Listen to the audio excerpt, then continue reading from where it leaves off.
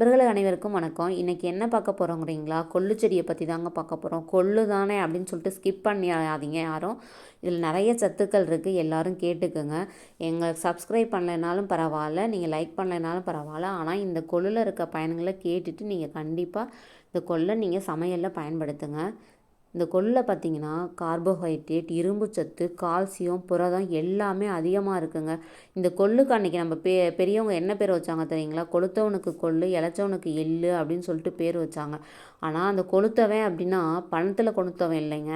உடல் பருமனும் கொழுப்பு அதிகமாக இருந்தவனுக்கும் இதை நீ பயன்படுத்து அப்படின்னு சொல்லிட்டு நம்ம பெரியவங்க சொல்லியிருக்காங்க. இதுக்கு இன்னொரு பேர் என்னன்னு கேட்குறீங்களா? குதிரை கொள்ளு அப்படின்னு சொல்லுவாங்க. குதிரைக்கு மிகவும் பிடிச்சமான உணவு எதுனா இந்த கொள்ளு தாங்க. இது ஏன்னா அதிக சக்தியை கொடுக்கும் அப்படிங்கிறதுனால இந்த குதிரைக்கு வந்து இந்த கொள்ளை கொடுத்துருக்காங்கங்க. இதில் பார்த்திங்கன்னா குறைவான கொழுப்பு சத்து இருக்கிறதுனால பார்த்திங்கன்னா எல்லாருமே நம்ம பயன்படுத்தலாம். அதுக்கப்புறமேட்டுக்கு சர்க்கரை நோயாளி இருக்காங்க பார்த்திங்களா, அவங்களும் இதை பயன்படுத்தலாம். அதுக்கப்புறம் நம்ம சளி பிடிச்சிருச்சு அப்படின்னா கண்டிப்பாக கொள்ளு ரசம் வச்சு தான் சாப்பிடுவோம் இல்லைங்களா?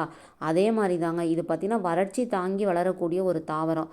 சோளம் போடுறாங்க இல்லைங்களா மாட்டுக்கு, அந்த சோளக்காட்டிலையே தான் இந்த கொள்ளையும் தெளிப்பாங்க. இது மாட்டுக்கு தான் உணவாக பயன்படுத்துகிறாங்க. எந்த ஒரு மருந்தும் அடிக்க மாட்டாங்க, மானாவாரியாக தான் இது வளரும். இது நம்ம தாராளமாக சாப்பிட்லாங்க.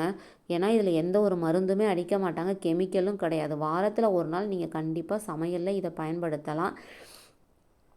வாரத்தில் பார்த்திங்கன்னா பிள்ளைங்களுக்கெல்லாம் ஒரு நாளைக்கு இதை ஊற வச்சு வேக வச்சு வெல்லம் போட்டு ஆட்டி கொடுக்கலாம், முளைக்கட்டை வச்சு கொடுக்கலாம். அதுக்கப்புறம் பொடி அரைக்கிறப்ப இட்லிக்கு அதோட சேர்த்தும் நீங்கள் அரைக்கலாம். எங்களோட சேனல் பிடிச்சிருந்தால் லைக் பண்ணுங்கள், ஷேர் பண்ணுங்கள், சப்ஸ்கிரைப் பண்ணுங்கள். தேங்க்யூ.